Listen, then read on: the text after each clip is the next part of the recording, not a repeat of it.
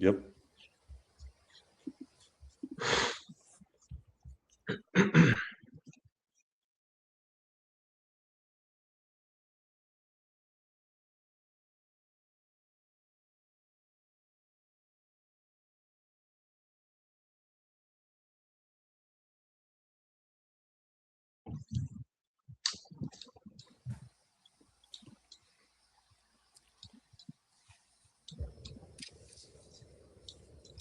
Welcome, everybody, to the Insurance Market Coalition's Voice of the Coalition. Today, we are very happy to be joined by Nima Hakimi, who is the CEO of Convoso.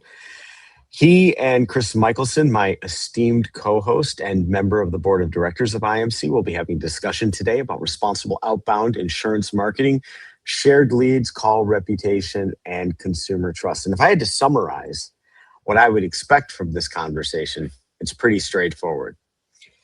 We all know this, and we need to share this message that the problem ain't the dialer technology. The problem is unrestricted, ungoverned, unethical use of the dialer technology. And if we're to restore the things that we need to restore, like our reputation and trust with the consumers, it's not about the tools. It's about how we're utilizing the tools. So that's what we're going to focus today's discussion on. I'm coming to you from an undisclosed location today. I think that my brand has now become changing locations at each one of these webinars, and I hope that everything comes through with the same level of technical fidelity that you're used to. But if my internet drops, I'm sure that Chris has it from there. So anyway, Chris, why don't you get us started? Talk a little bit about why you're so interested in this topic, and let's put Nima on the spot and ask him about how we fix this whole damn thing. Yeah, judging by the, I believe that's the southwestern hibiscus there, I'm going to guess you're somewhere in the Tampa region. Am I close? You're very close, as a matter of fact. Yes, you are. That's wonderful insight. Insurance specialist and amateur herbologist and botanist Chris Michelson here, also the head of MedicareCompliance.com, which if you haven't had a chance to go to MedicareCompliance.com and check out the pre-registration that they have there, I would encourage you to do so. And there ends all the plugs that we'll be giving. This is not a commercial. This is informative. Oh, Chris, what are we going to talk about today? I don't even know anymore. I didn't have to plug myself. That's great. Nima, why don't we just kick it off with, like, give us a little bit of your background, your expertise, so that the general group who doesn't know you understands where you're coming from. And then, I've got a question to hop into everything, but go ahead and shine for a minute, my friend. Yeah, sounds good. Thanks. Thanks guys. Thanks Bill and Chris for having me. Convoso, we're an outbound sales platform built for B2C revenue teams and contact centers. We've been doing this for about, I can't even believe it, right? I think about 20 years. We're on our 20th anniversary. And in that period of time, we've seen a lot happen, right? Things are wildly different from what they were before. And we see patterns across hundreds of contact centers every day, where we unified the high performance styling, campaign management, and number management. And it's this revenue generation engine that we provide for businesses that rely on calling essentially for customer acquisition. So I'm looking forward today to really talking about what's happening and what you have to do to continue to stay in the game, and not just stay in the game, but how do you thrive on top of that? Right on. You're definitely one of the good guys. We've had many a conversation around, just different initiatives that have either been, pushed onto us by the government, Uncle Sam's team, or just like stuff that in the industry we're trying to, self-police, self-regulate, self-manage.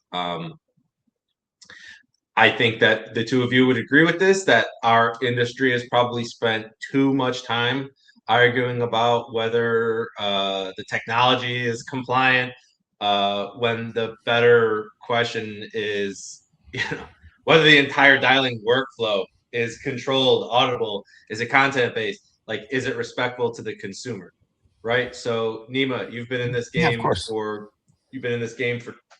20 years, as you said, right?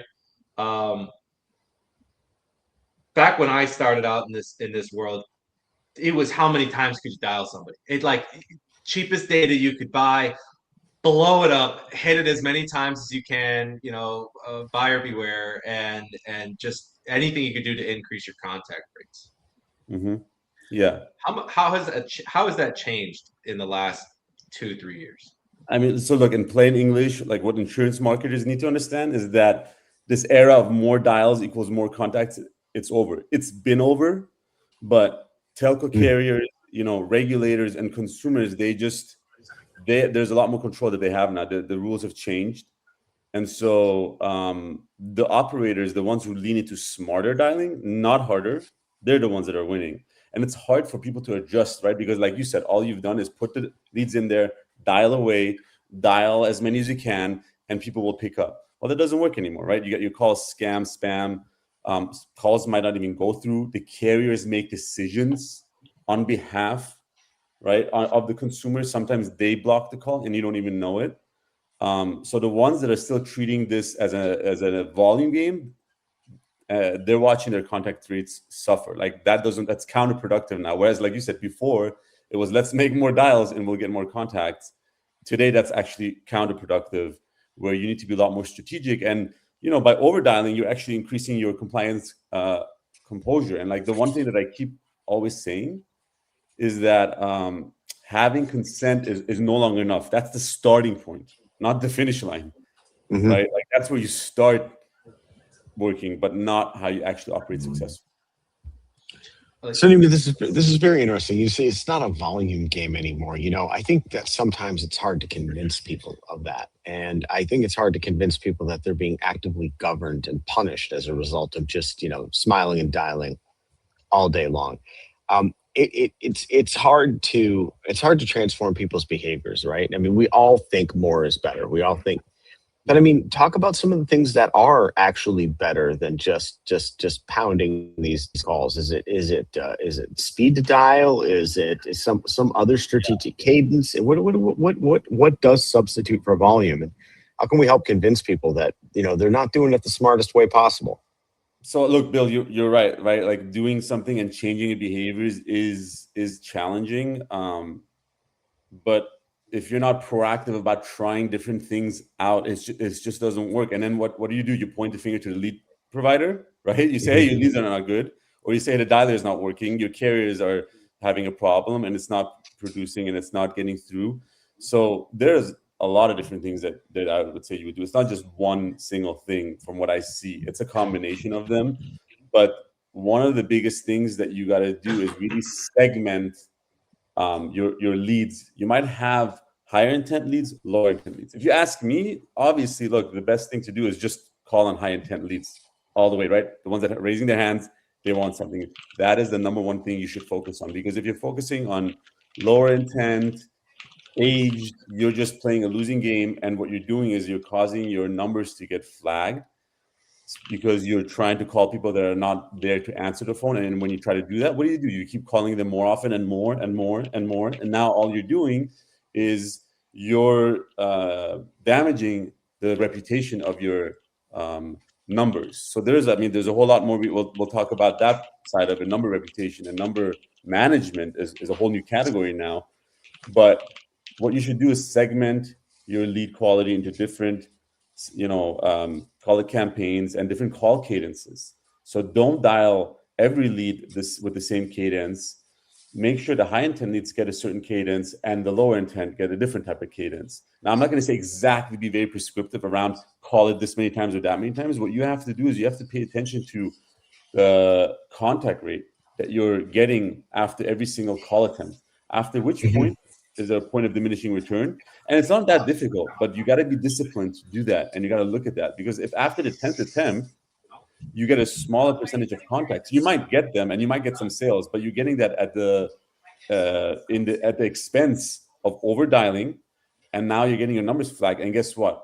If you're mixing all of your leads into one campaign, the lower intent, higher intent, and you're over dialing on the lower ones, then you're just flagging your numbers, and now nobody picks up the phone, right?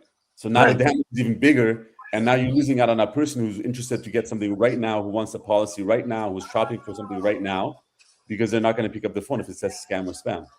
Yeah, you're right. Sorry about typing in the back. I have to get a quieter keyboard for these events.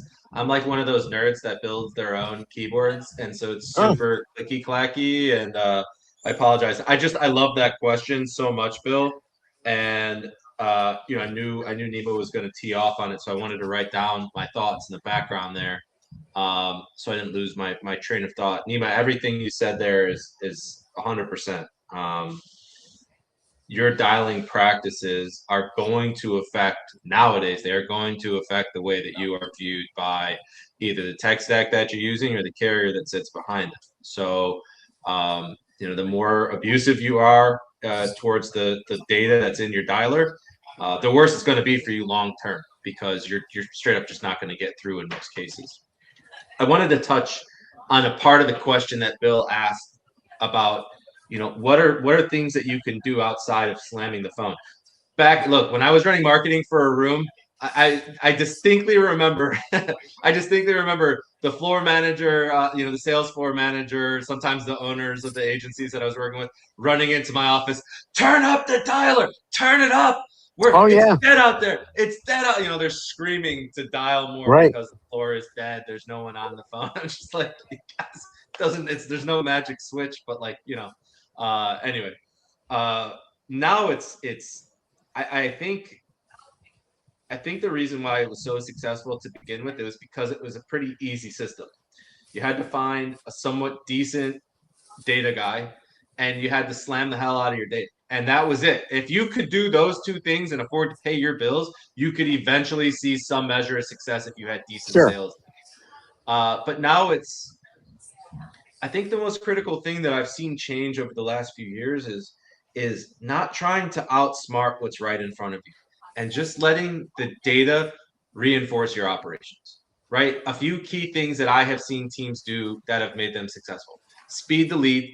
If you are contacting your data as it comes in within the first 3 minutes, you're going to sell a measurable higher quantity of product. You're also going to contact a considerably measurable higher rate. I don't have those specifics in front of me. I probably should have gathered that data before I joined, but I know for sure speed to lead, one of the most critical points.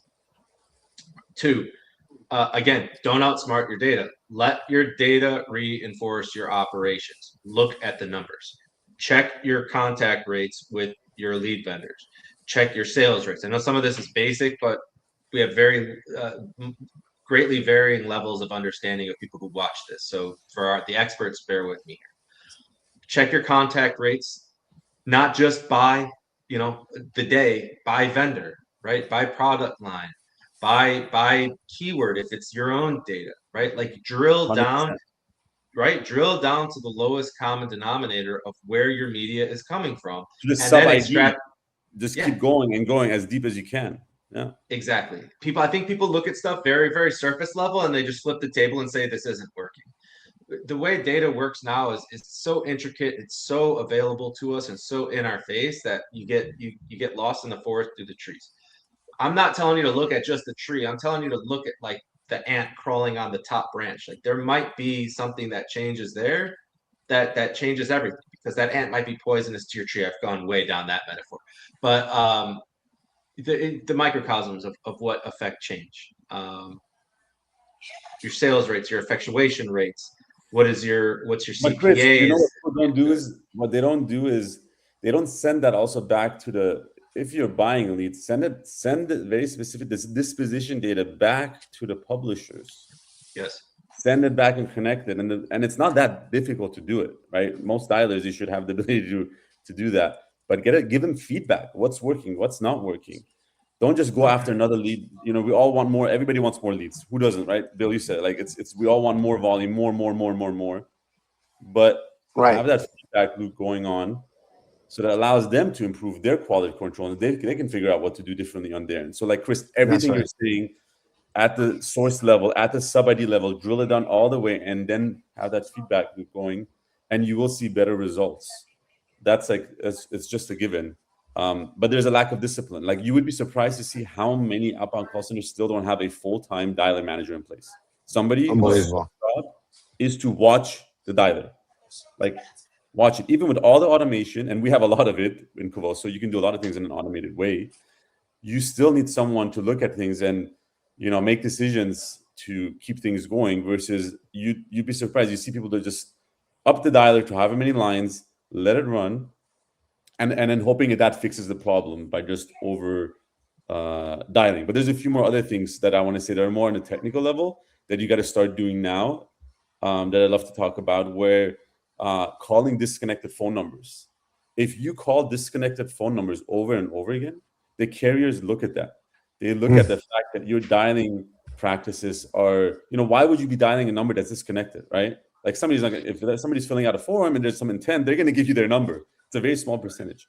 But if you keep dialing those over and over again, that causes problems. That causes them to not let calls go through. If you're not letting the call ring enough number of times for the consumer to have a chance to pick up the phone, and that's usually 6 to 7 rings, and it depends, right? But if you don't give it enough rings, now they're looking at, this number is making a certain number of calls that hangs up after a certain amount of time.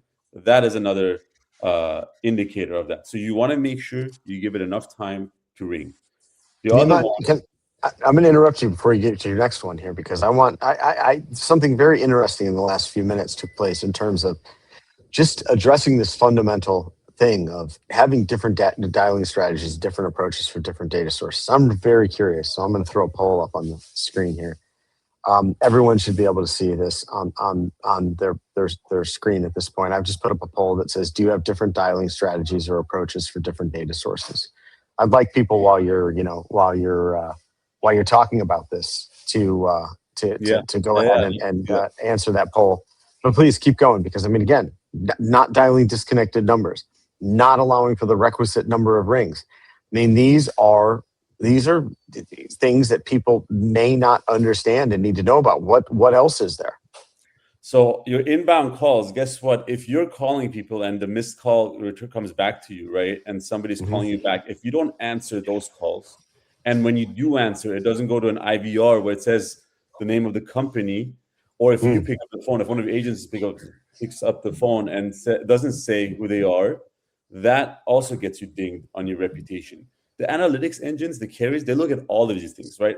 Because if you're calling somebody back and you don't answer, why would you do that, right? Like if you're having a high volume of incoming calls that don't get answered, there's something going on there. So at the end of the day, it really comes down to having a real, like a consumer experience that you want to shows that you are trying to reach the person for a certain reason, to provide value, and not do something that is just all about numbers of volume and calling.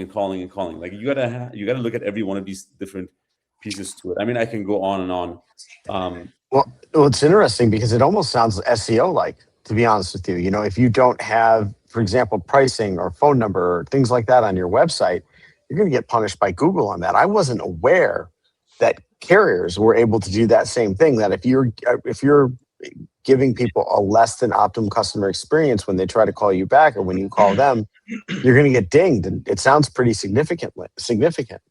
Well, look, if you think about it this way, a consumer fills out a form, right? And then that lead gets distributed to what? If it's a shared lead, 4, 5, 3, right? Sometimes more, depending on how aggressive they are. Now, each buyer sees that lead from their own perspective only, and they start dialing. Now you got 4, 5, 6 different businesses calling that same consumer. Guess what? The carriers, there's only so many carriers, right? They all have it ultimately comes down to AT&T, Verizon, T-Mobile. They'll see that consumer being called 20 times in one day. 20 times. I'm sure for some people that overdial, it's probably a lot more than that. It's more than that, dude. So from the carrier's view, the consumer is being hit with a barrage of calls in a very short window of time. And the carrier doesn't know which one is the legitimate one. They really have a challenge to figure that out. And their response by that pattern is, we're just going to flag everybody. Right? I'm not saying I can pretend and say that I have the right answer here for what works and what doesn't work. I think ultimately what we put up here, your dialer has to have in Convoso, you could set up a call cadence that automatically tapers down the attempts. And you could do it over a 30-day window or a 60-day window. So you don't give up per se, but you don't get it as aggressive. And you have something that's different for higher intent lead. And you set it and you forget it and you let it go. But the moment you just try to hammer away and dial more and more, that just is a recipe for disaster. So number management becomes a thing. Like caller ID reputation. It's no longer just about your reputation. It's about managing your numbers now. It's like, since when was managing your caller IDs, right? The numbers become a thing. That is now a thing. Like, you have to be responsible in knowing how to manage it. So I'd love to talk more about what I mean by number, management. It's as we all know, if you over dial, right, you're going to get flagged, and nobody knows. It's a black box. It's honestly a shit show in terms of knowing what you should or shouldn't do in terms of not letting your calls get flagged. But you have to look at the reputation of every single one of your phone numbers, and that's not simple to do. There's a lot of signals that are given. Like on Convoso, you are getting signals around scores of your numbers to understand what you should do when it gets flagged, and deprioritizing the use of it. So your dialer should have the ability to deprioritize it, but not swap out. So the FCC put out an NPRM, and what they're trying to do is to take out the use of number rotation. And so number rotation, in the way that they look at it, and we've talked to the FCC, like, it's not fully clear how they define what number rotation means, because the use of using 10,000 phone numbers to call people and quickly swap them out and put in a new number is not a good practice. That is what they don't like to do, right? Because you're just trying to play the game and trying to do that. Now, we're not given a choice to some extent, if you're getting flagged, to do something about it. But the real practice here is managing your numbers, so that what happens is when one gets flagged, you deprioritize it automatically, you remediate it with the carriers, bring it back in rotation. But you don't do what a lot of businesses are doing, which is, let me take out a new number, put a new one, take this one out, put this one in, take this one out, 500 in, out, in, out, in, out. That's just a bad practice. And they're looking at that. Carriers don't like that, because you're just trying to play a game and hide in a way. At least that's how they see it. It's not just about like the first call or the dialing strategy, right? I think that's what I keep hearing you resonate, Nima. Nowadays, it's how many attempts per. I just wrote all this down while you were talking again, right? It's how many attempts per consumer across how many different campaigns, across how many buyers or agents. How quickly is your do not call on it, right? The disconnected numbers. How quickly is revocation on it? If somebody says, I don't want to be contacted anymore, how fast are you pulling it? And then, like, I had 2 clients in the past couple weeks that I've spoken to who didn't even know about like the 3% like rule. It's just like how anybody doesn't even know about that, but it's like widespread. Like, people genuinely, like, look, most people are not reading the fine print on these regulatory releases, right? And these people were, and I'm not going to call anybody out, but it's like, you know how it is when you run a business. If it's your baby and it's your thing and you built it out, you know every nook and every cranny, right? You know every piece of the pie that you've created, right? And the formula of how you got to this beautiful creation. And then you hire someone. And you hire someone who shows enthusiasm, intelligence, can handle the job, but they're an employee, dude. They're not you. They're not the guy that like built it. They're not the guy that like failed 50 times before they finally hit it off. There's someone to like manage the project for you. So they may not have the same passion that you do.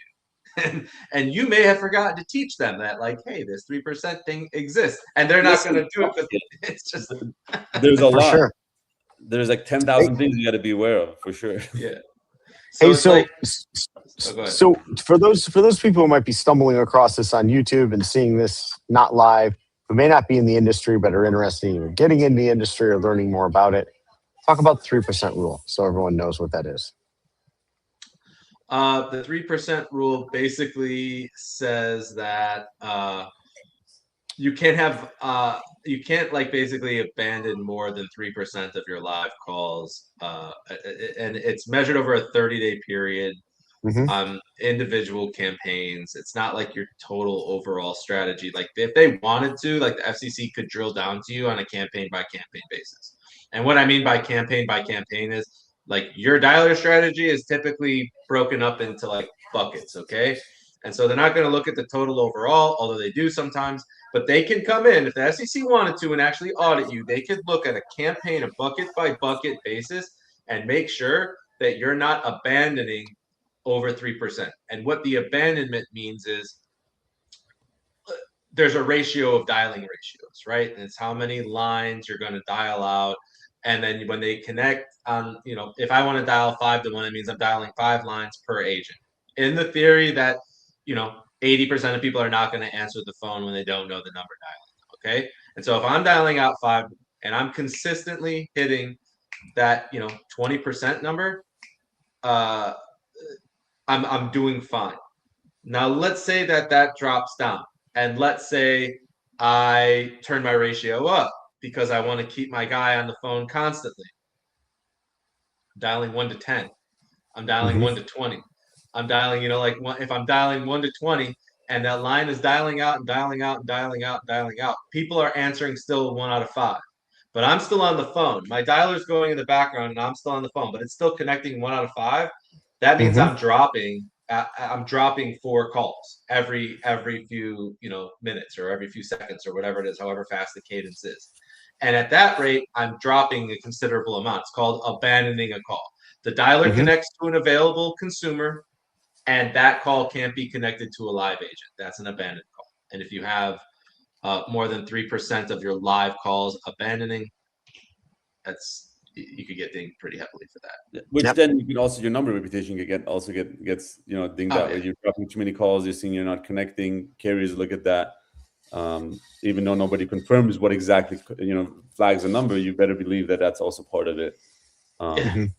If your dialer math only works, and if your dialer math only works to create dead air, hangups, and excessive call attempts in the attempt to just keep your agents on the phone at all times, the second they hang up, they're on another call, meaning there's somebody waiting in the background at all times. You're dropping calls, if that's your dialer strategy, you're abandoning and you're dropping, and your regulatory exposure is very high. It's and I'll tell you, people are addicted to, what do they tell us a lot of times? We want to lower our wait time to X seconds between calls. Sure. And I get it. You want to maximize the agents, the resource. Totally fair way of looking at it, but you can't do that anymore. It doesn't work anymore. You have to be more strategic around the way the dialer runs. And if your dialer is running at 20 lines, you're over dialing your leads. Bottom line, they're not good enough. They're not answering anymore, and you need new leads. Or here's what we tell them, and it's very hard to make this shift. If you're dialing at that rate because you want to lower your wait time, and your goal is, hey, we want to lower wait time of X seconds between calls or whatever it is, either you get more leads or you lower your agents to work the leads that you have. Bottom line. And nobody wants less agents and people on the phone, because it's who wants less salespeople? Who wants, but at the bottom line, that's what you have to do. And it's very hard for people to adapt. But if you do that, then you will have lower wait times. You're wasting money. And here's the thing is, depending on where you're hiring your agents, some people look at it, okay, it's not that big of a cost, so I'm just going to throw another body at it. That was a strategy. Let me just throw headcount and just have openers that are just qualifying, right? Which I get. But there's a balance. You have to know how many agents to the lead volume you have. And you can figure it out by looking at the contact rate by call count. Looking at your contact rate by call count, it's not that difficult. But that is one good practice that we tell people to look at, where the contact rate is usually the best right at the first attempt. Then do a different strategy after a certain number of attempts. Really look at it. I can't hammer that point enough, is look at your data look at it by call count. And then make decisions based on that. Change your cadence based on the performance on the contact rate by call count, by the number of attempts that are made.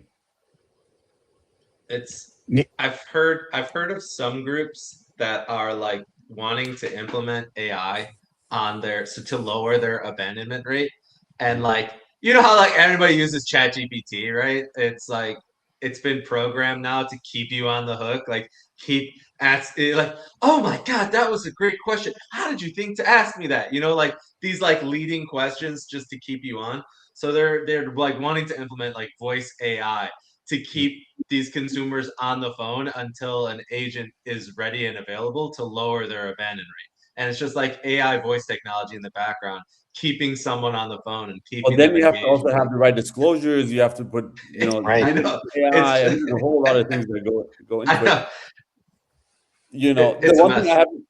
I haven't talked about, the carriers actually implemented this as of March 25th, 2026, and I'm going to get a little technical. Sometimes, to be honest with you, it's hard for me to even understand, right? We have technical people on our teams who understand it much better. But zip code 603 plus, where carriers have to now tell you if a call is if they're blocking a call for whatever reason, they have network reasons, they have the reasons, or the consumer is telling you, I don't want this call. And that's 603 plus. Your dialer and the telco carrier returns that code. And people don't understand, to be honest with you, like a lot of the changes that we make, half the time our customers get very frustrated, right? And I understand it, but this is the reason why we're still in business 20 years later. And an example is this code, where we have to respect the carriers. We have to respect the consumer. If they're telling us, I don't want this call, the consumer, they're rejecting it. They don't want this call. Why would you want to try to call someone that says, I don't want it? Now, I get it. It's a numbers game, but it's not fully a numbers game anymore, right? Everybody looks at it like that.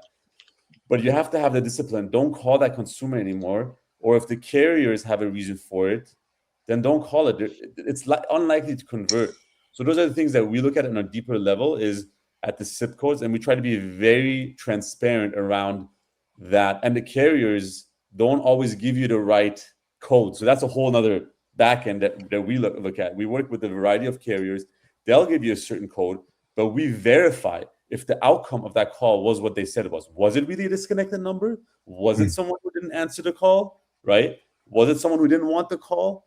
Because when you're going through downstream carriers, telco carriers, they start making changes in between that. So you have to really have a backend system that looks at that and gives you the right reasons. Because if you say something was, for example, an unanswered call, but it was really disconnected, what are you going to do with an unanswered call in your dialer? You call it back. Right? Yeah. So if you're getting those wrong responses and you're dialing again, now you're just getting your numbers to get flagged. So there's a lot that goes on in the back end that the carriers have to be responsible for. The dialer, to some extent, has some responsibility. And then obviously the operator, the call centers that are making the calls have to have discipline around how they approach things. Nima, I'm going to be very blunt with my next question, which is this. Dialing out on shared leads, dialing out on age data, dialing out on the stuff that you wouldn't put in your top tier of intent, is that dead or dying? I mean, is that just getting to the point now where it's so risky and so ineffective that it's just a bad thing to do? It's a bad practice. Or is there still utility there? I'm not going to say it's completely dead, because I will say that if you don't over dial it, you have some strategy, look at it, there's still some room for it. But if you asked me, and I'm not running their operations, right? I'm on the other side of it and I see it. But if you asked me, I would put all my energy and focus on exclusive high intent leads as much as you can. It is a different cost, but if you do the right things, you have, good high quality agents. You really track the results, like Chris said, down to the sub ID level. You're very disciplined around those. You manage your number reputation. You could do just as well. It's going to be harder. Maybe the ROI isn't exactly the same, but your exposure on the compliance side is not as high, and you're not getting your reputation, your number reputation doesn't get impacted as well. So I would say, look, it's hard to just completely say don't do it at all. Like that in the perfect world, everyone will say yes. I would say segmenting your leads and then looking at it and tracking it and figuring out what works and what doesn't, because every business is different. Like insurance specifically, the problem is it's a very, very high volume game, in the sense of there's a lot of people that qualify for insurance, right? If you're talking about home services or other businesses, like the hammering isn't as much. I mean, don't get me wrong, dialing still happens there. But with insurance, it's such a hey, the person needs something now, let's call them and let's try to sell them as fast as possible. And speed to lead is so important. Bill's asking questions like that to send my blood pressure through the roof, because he knows where I'm going to go next with this. And the reality is the reason why there's so much shared data available in insurance, as Nima just pointed out, it's not as prevalent in other industries as it is insurance, because the TAM total addressable market, for those of us not in marketing, is enormous for insurance. It's everyone in the country, basically, right? The problem is the ads that are running, that are out there, that we've relegated ourselves down to the lowest common denominator of ethics, is like people standing there in ads that are very recognizable, public figures handing out $100 bills to people on the street, promising them thousands of dollar givebacks on their this, that, and the other, and food cards and blah, blah, blah, blah, blah. So people are engaging with ads at a level like, I don't know. I'm not looking a ton, so maybe this is an incorrect statement, but I'm not seeing ads when I'm on Facebook like I see, for home services that I see for Medicare. I'm not seeing, I'm not seeing Cardi B standing on the side of the road throwing $100 bills in the air, promising people free roofs. You know what I'm saying? Well, I'm not. why is that? Do you know why that is? It's because we're selling a free product. Yeah, that's right. It So I mean, somebody in the middle market like that is potentially, very likely, enrollable. But somebody, there's certain other qualifications if you want to have roof repairs or even something as simple as an auto warranty, right? It's a different market. Here's my problem with the whole thing. Go ahead. Well, I was gonna say, I mean, I knew it would get your blood pressure up because this is something we're both passionate about. But here's my problem. And Nima, I don't know if this is, we're going too far afield from the conversation here, but since it is talking about call reputation and consumer trust especially, I think if you're out there right now and you're in a room and you're making a decision on who you're going to dial and how often you're going to dial it based on cost of the lead and the cost of the list, that you're not operating your business in the correct way anyway. You have to be looking at the cost per sale and the cost per acquisition. And I have a really hard time believing that's those occasional blind squirrels finding a nut that are, out there hammering on the low intent data, that is a better all-in CPA when you take in the agent time and the lead time and all of the other overhead costs, that's a better acquisition cost than somebody who actually has genuine intent. I understand that there's a quick and easy and seemingly cheap way to do things that's really hurting a lot of our reputation. Yeah. But financially, it just doesn't make any damn sense to me why people would do that. High intent leads exist. Yeah, it's stupid. It may be good it's on the front dumb. end too, but it's because people are blinded by like the shiny light of low CPA, and like so they say, oh, this is way better. It's cheaper for us to do business, but they're not looking at the fact that consumer that Bill's talking about isn't sticking on the books 4 months from now, and so even if you get them. It's even worse though too, because now you have this like inflated sense of ego, right? Like, oh, I figured it out, I've cracked the nut, and you go all in on this strategy, and you think in your head you're killing it, so you're spending money that you thinking that you're gonna get. Right now, that heap, there are still some heaps out there, but it's not what it used to be by any means. No, it's like, not. Dude, you're digging your own grave. I think look, there's two different things too. There's shared versus exclusive. And then high intent, low intent, right? Very different things too. Even the low intent, if it's not shared, can be like I've seen. Well, I think what I'm seeing from talking to some customers, if the intent is lower, but it's exclusive, then the numbers are still. I've seen the numbers still work out. But if it's shared and the intent is low, holy crap! Like forget about it, right? Like right. Don't even bother. And you're getting yourself in trouble too. Like, yeah, it's not just like we're kind of talking about like telephony carrier ethics and like FCC TCPA violations, but like we haven't even broached how like CMS sits over U65 and over 65, right? And like CMS's view on all of this is not just a question of if it's ethical or legal under the TCPA. It's like CMS now gets into the ethics behind all of it too. Was the call created under confusing tactics? Was there pressure applied to the consumer before they actually spoke? Was the ad that led to this conversation easily misinterpreted by a senior citizen? And so it's like, I know we're already like 40 minutes into this. We're only touching on like the legals. We haven't even breached the subject of like the ethics and the morals behind some of these ads. But I want to ask a question first, Bill. Normally we have like a robust comment section. I can see we have 3 comments, but I can't actually see them to address them. Do you have access? Like I see Sean's got 1, Farzine's got 2, and Blank's got 1. Those were actually answers. Those were answers to our poll question. We don't have any comments that have yet come in. but we would certainly invite comments on the I'm getting on that. alerts right now that it's not. Oh, it is now available after It the is. poll. There you go. Oh yeah, so the polls should be the comments should be there. So question for Nima. Yes, we have questions coming in. There you go. Question for Nima. How do you recommend marketers to segmentize their lead buckets? Great question. So definitely intent as best as possible, right? Like higher intent versus lower intent. If it's exclusive versus shared, different strategies, because you want to you want to taper down the attempts or like not be as aggressive. If it's an exclusive one, certainly you want to have a certain dial cadence that tries to get a hold of in the first several days. On a lower intent one, you can't be as aggressive. So you gotta have different dial strategy, but don't necessarily let go of calling them. Just don't be as aggressive because the intent isn't there as much. Try to implement omni-channel, so texting, emailing, and calling. Like it's been talked about for years and years, but certainly, the higher intent ones incorporate texting into it. Lower intent, I wouldn't text the low intent. I don't know if you, I mean, depending on what side of it you're at, like texting a low intent lead could probably just get you flagged quickly.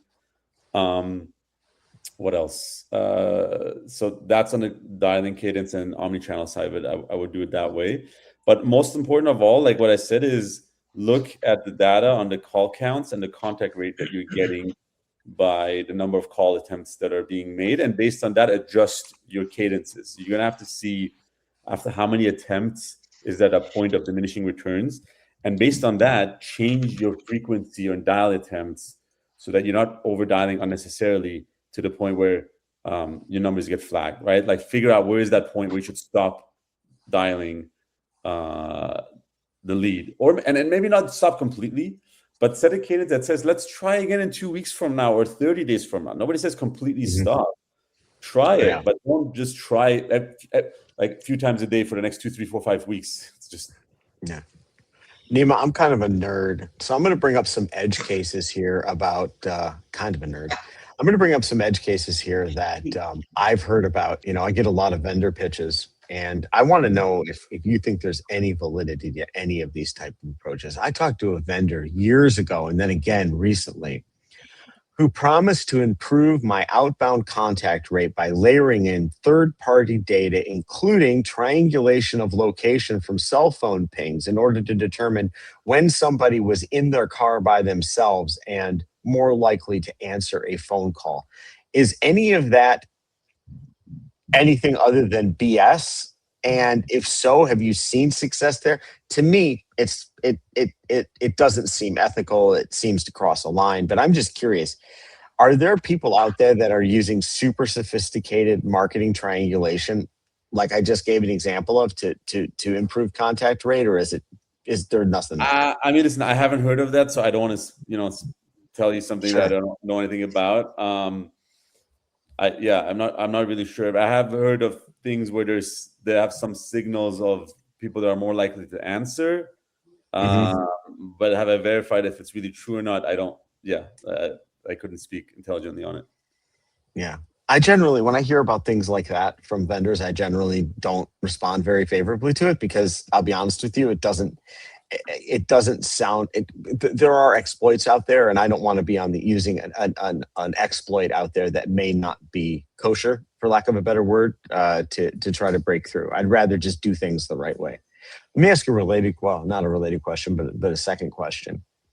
I think a lot of people who are listening to this now or are going to listen to it later are going to say, well, isn't inbound just the answer to something like this? Doesn't inbound solve all problems? And I'd like your take on that. When you really want the highest intent leads, isn't that where you should be? And why is there still a role for high intent data outbound dialing? Yeah, I mean, look, I think you need both, right? I think if you want to scale and grow, you need both. Inbound, the intent can also be low. I mean, you can run an ad that just gets people to call in for whatever reason, right? Just to get them to call in. So I think you have problems on that front as well. But the combination of both, and sometimes the consumer doesn't want to call right there and then, right? Like maybe they just want to fill out a form and be called at a certain time or they're not available in that moment. So them calling in isn't the action they want to take. So to me, what I've seen work best is for our customers that scale and do it have the longevity, they do a combination of both. And they try to figure out different types of quality of leads. It isn't just one type, right? They have different lead sources, different intents, and then they figure out what's the mix and blend. And that's how you scale it beyond a small team to whatever levels you want. If you want to maintain it at a low level, yes, just inbound only. I would say it has its room, but it just depends on what your growth goals are and targets are. I don't think you can scale with just inbound or just outbound. Yeah, Phil, you're on the marketing. You're on the marketing side, right? Like you can probably corroborate that, right? Like it's. Oh yeah. You don't ever want to have it be a one-trick pony, right? I mean, of course, you're not ever going to want to be a one-trick pony. And the best, highest intent lead is one that is genuinely generated by you for an outbound dial. I mean, that will continue to be the gold standard. It's gotten a bad name because of the way that these leads are generated in a commoditized way at scale, right? Which is going to be necessarily low intent data list, age leads, all the other bullshit that we don't actually want to deal with. But if you are starting off, especially in the insurance market, there is a huge opportunity for you to get local high intent leads that will absolutely pick up the phone, especially when they see caller ID and area code that's coming from the person that they thought they were contacting. I mean, let's not dismiss that idea too. If you put in a form for somebody and you get called back by that person, contact rate isn't a problem. It's going to happen. So there's still the great ways to do this. It's just that when people's reach exceeds their grasp and they start to cut corners, things go south real quick. Yeah, and I think that's a good segue to like a next point, right? That I think the next gen, right? That's everybody's favorite term now, next gen, of dialer compliance is not just blocking bad calls or like figuring out what code's coming back from the carriers or like, this, that, and the third. I think that we as technology is advancing so fast, right? Technology is advancing so fast, especially in the last like 24 months. Holy cow, less 12 months even. Yeah. You're going to be required to have a full audit trail. Like, I don't think we're very far away from needing a very full audit trail to prove not just that you have like the ethical consent to contact someone from like a TCPA standpoint, but like show me the trail of your practice to get in touch with this consumer.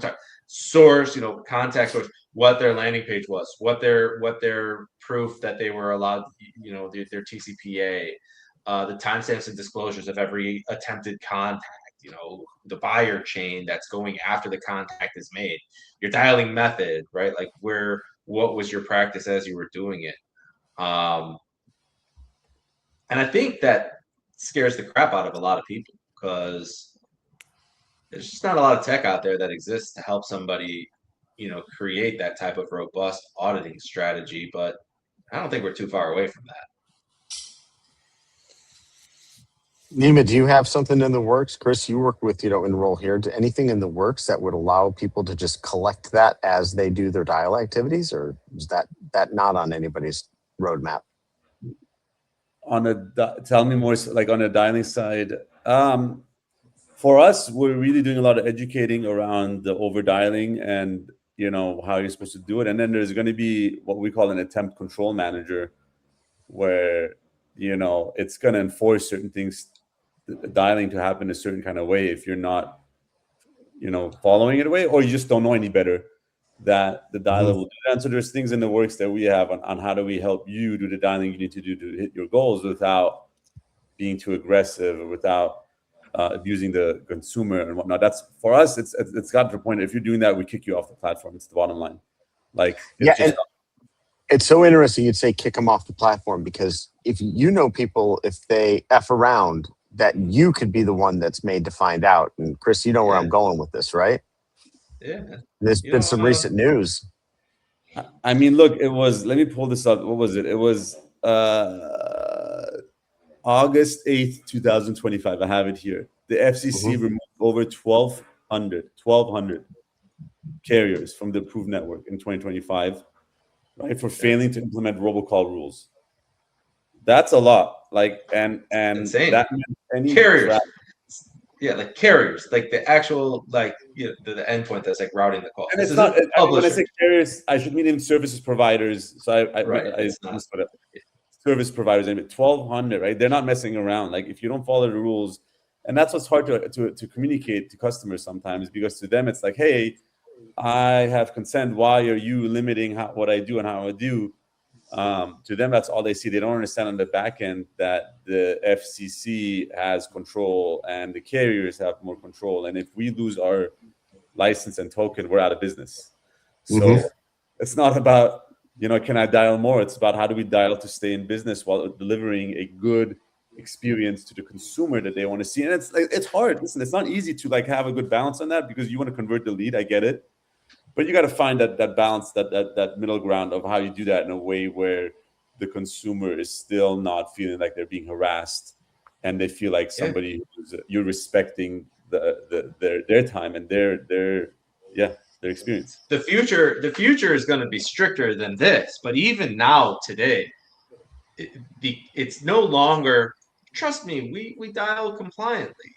It's that time is gone already, and it's only going to get crazier because the industry continues to not change fast enough for the likings of the talking heads that sit in the government. And I fully believe that the future is going to be an audible chain of custody from consumer consent to final disposition. Like, and you're going to have to report everything. The carriers are already mandated, by the way, to report every infraction to CMS on a monthly basis. Like, I don't think that that's happening right now on a large scale, but that was a law that was put into place like 2 years ago.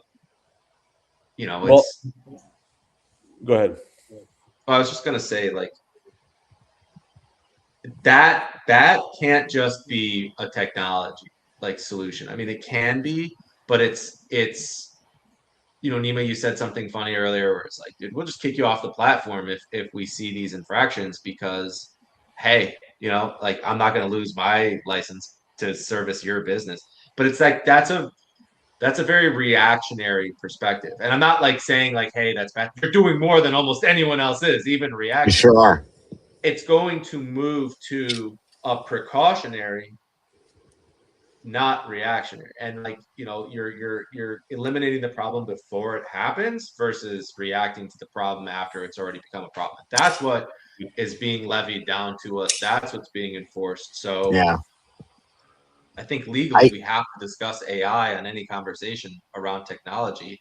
How can AI and how is AI helping get to eliminating problems before they happen? Nima, what are you seeing out there that's like helping people stay ahead of the problem before it becomes a problem? I mean, I think like the thing that everybody is utilizing one way or the other, to some extent, I shouldn't say everybody, but it's the ability to audit your calls, right? What's being said on a call. I think from that regard, so you figure out the agents that are not following certain disclosures that need to be said. That's, I think, an area. Or like if somebody says, stop calling me, and they don't disposition it correctly, like catching those kind of things by being able to monitor the calls. Those are the kind of things that it's most widely adopted. And then other side of it is just reporting and data, right? Running that data through figuring out what's happening in terms of their lead database, like what's working, what's not, which sources are working better or not, finding patterns. I think that's like another area of it. And then everybody and their mother, we're talking about voice AI, and certainly we've got some things in the works around that end of it. But I will caution anybody who thinks that voice AI is great to be used for lower intent or shared leads. You're waiting to be put out of business 2 days later. So that is not the game. I think has its place and whatnot, but it's evolving fast, and so we'll see. It's just like you said, the last 12, 24 months have been moving really fast. I think you can utilize it for compliance purposes the most if you really try to take advantage of it in that sense. Yeah, and that's a terrific use case. Chris, I just want to reflect on on what you said, the question that you asked and Nima's answer, I think you're absolutely right in terms of the requirements getting stricter and stricter. And I think the enforcement is going to become similarly stricter and stricter. One thing that I've seen is a little bit of asynchronicity between the regulations and the enforcement, and I think that those things are going to start to converge a little bit. And what do I mean by that? You mentioned some requirements that carriers are expected to do. You're not sure that they're actually doing it. You're not sure that action is actually being taken. All of this technology and interconnectivity is going to get us to a point very rapidly where people are going to not just be demanding the audit trail for calls and call cadences and campaigns, but also there's going to be a greater ability to deliver it. I, like a lot of people, over Memorial took a nice long road trip with my wife. And, one of the things you'll notice if you're as old as me is that, drivers of big rigs don't keep manual logbooks anymore, which you could easily doctor. If you wanted to drive 18, 20 hours, you could just, put in an entry that you only drove the 10 hours that you're allowed. That's not how it works now. There's an electronic logbook in every over-the-road commercial truck right now that it reflects the exact driver activity. If you get pulled over and you're in violation of that, then you could be in some serious trouble, right? I think that day is coming for us where there's going to be some kind of electronic logbook that your technology will have to support, and that will keep close tabs on what you're doing. And then we need to start building this muscle memory now for what the best practices are. We are running out of time. We have just a few seconds left. Any further comments from the audience? We'd love to be able to address anything that you have that you'd like to ask Nima about, or Chris or myself. Any last comments from you, Nima? No, it's been great. I think final comment is I think we talked about is be proactive around addressing all of these things. If the more proactive you are, set aside time, put it on your calendar, lock it away, and chip away. And that is the way that you'll be successful. I always say that being proactive around all of that, especially compliance. Compliance is a moat. That's how I look at it. It's no longer just like, hey, we kind of got to be compliant. No, it's really what makes the difference for you to thrive in this environment. Thank you very much for joining us, Nima. We appreciate it. Wise words. And on behalf of the Insurance Marketing Coalition and my handsome and opinionated co-host, Chris Michelson, this is Bill DeCourcy. We will see you next time on The Voice of the Coalition. See you guys. Thanks, Nima. Take care. Thank you.